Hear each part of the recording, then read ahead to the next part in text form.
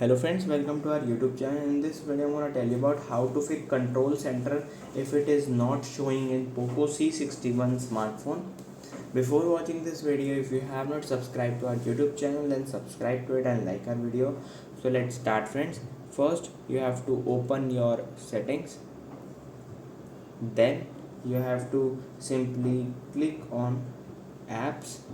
Here are see all 54 apps. Then you have to click on show system apps.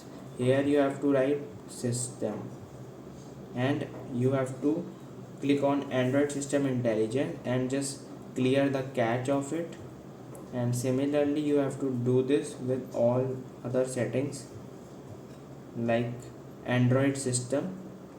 Click on storage and cache and clear the cache like this, and just reboot your restart your smartphone. It will be 100% working. I hope you like this video. If you like this video, then subscribe to our YouTube channel for more helpful tips and tricks videos. See you next time.